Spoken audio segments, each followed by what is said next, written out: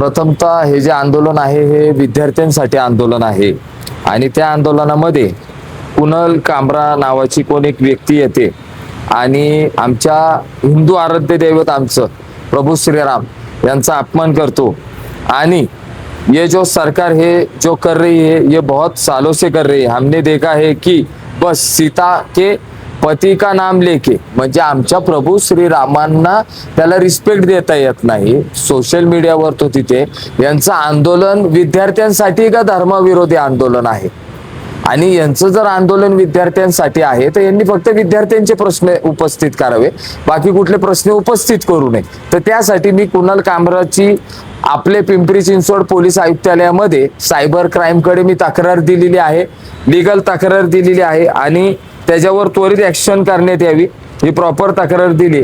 या तक्रारीमध्ये ते काय करतात ते बघणार आहे। त्यानंतर जर समजा आपल्या पोलिसांनी काही योग्य ती तक्रार केली नाही, समज दिली नाही तर मी स्वतः रिट पिटिशन थ्रू आम्ही हायकोर्टामध्ये रिट पिटिशन थ्रू जाणार आहे। आणि राहिला मुद्दा त्यांचं म्हणणं आहे की नीट पेपर फुटीसाठी बाबा आम्ही हे आंदोलन करत आहोत।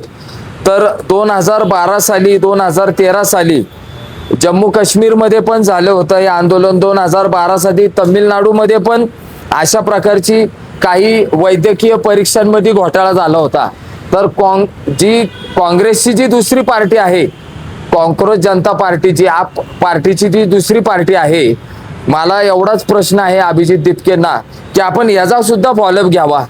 आपण आमच्या मोदी साहेबांना किंवा मोदी सरकारला आपण जे काही बदनाम करायचं काम चालू आहे ते बंद करण्यात यावं।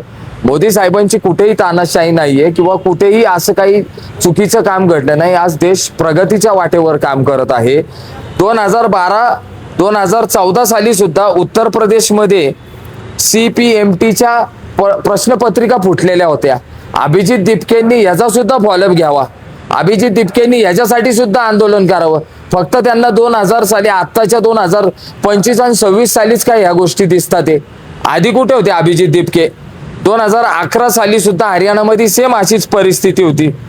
2012 साली काँग्रेसची सत्ता होती। मुंबई विद्यापीठामध्ये पण 2 प्रश्नपत्रिका फुटल्या होत्या, लीक झाले होते। त्यावेळेस का नाही अभिजित दिपकेंनी काही कुठल्या पद्धतीचं आंदोलन केलं किंवा आत्ताच का ते करतात ते? तर ही एक ABC पार्टी तयार केलेली आहे की जेणेकरून जनताची दिशाभूल करावी। जनतेला एकच सांगू इच्छितो, 1991 पासून ते आतापर्यंत भरपूर पेपर लीक झालेले आहेत।